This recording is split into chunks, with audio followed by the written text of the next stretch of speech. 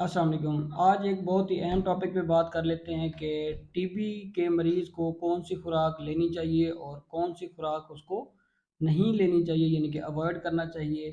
ایسے لوگ جن کو ٹی بی کا خطرہ ہے، ان کو ٹی بی سے بچنے کے لیے، یا پھر ایسے لوگ جن کو ٹی بی ہو چکی ہے اور وہ اس کے علاج میں میکسیمم کامیابی حاصل کرنا چاہتے ہیں اور وہ چاہتے ہیں کہ جلدی ٹھیک ہو جائے، تو ان کو کون سی خوراک ہیلپ آؤٹ کر سکتی ہے۔ تو یہ سمجھانے کے لیے میں بہت ہی سادہ الفاظ میں بات کروں گا تاکہ تمام لوگوں کو سمجھ آ جائے۔ ہم سب لوگ جب فضا میں سانس لیتے ہیں تو آلموسٹ سب لوگ ہم ٹی بی کے جراثیم کو انہیل کر کے سانس کے ذریعے پھیپھڑوں تک لے جاتے ہیں۔ اب ٹی بی کے جراثیم کو تو ہم سب لوگ انہیل کر رہے ہیں، لیکن سب کو ٹی بی کی بیماری نہیں ہوتی۔ ایون کہ جراثیم اگر پھیپھڑوں میں جاتا بھی ہے تو ہمارا نظام مدافعت امیون سسٹم جو ہے اس کے خلاف لڑ کے اس کو مار دیتا ہے۔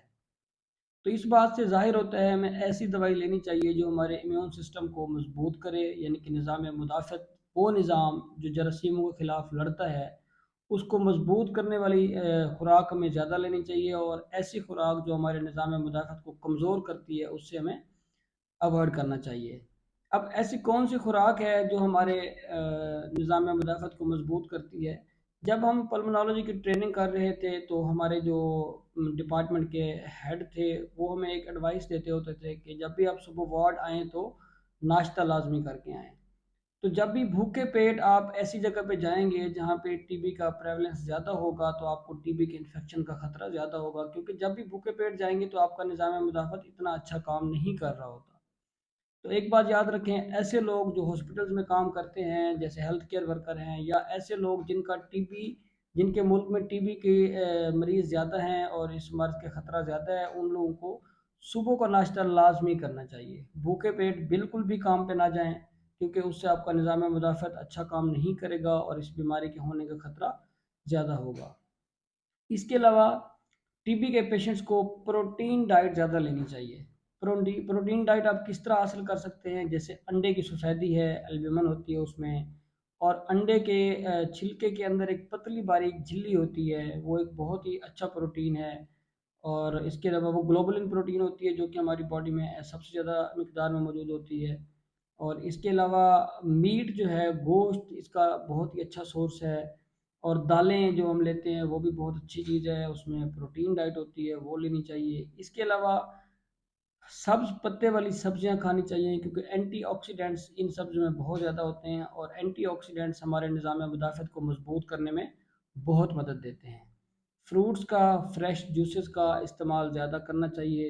جنک فوڈ سے ایسے پیشنٹس کو اوائڈ کرنا چاہیے۔ چربی والی چیزیں جو ہیں ان سے اوائڈ کرنا چاہیے۔ چکناہٹ والی چیزیں جیسے پراٹھے کھاتے ہیں ان سے اوائڈ کرنا چاہیے۔ سموکرز اگر ہیں تو سموکنگ سے اوائڈ کریں گے، کیونکہ سموکنگ سے آپ کا جو امیون سسٹم ہے وہ کمزور ہوتا ہے اور پھر اس کے انفیکشن کے چانس بڑھ جاتے ہیں، اور یہ اس کی ہیلنگ بھی ہے وہ بھی ڈیلے ہو جاتی ہے۔ اس کے علاوہ ڈرنکنگ یعنی کہ شراب نوشی جو ہے وہ ایک بہت ہی خطرناک چیز ہے۔ ٹی بی کے جو پیشنٹس ہیں ان کو اس سے اوائڈ کرنا چاہیے۔ اور ایسی ادویات جو آپ کے نظام مدافعت کو کمزور کرتی ہیں جیسے سٹیرائڈز ہیں یا اور امیونو سپریسنٹ دوائیاں ہیں، وہ آپ اپنے ڈاکٹر کے مشورے کے بغیر بالکل بھی استعمال نہ کریں۔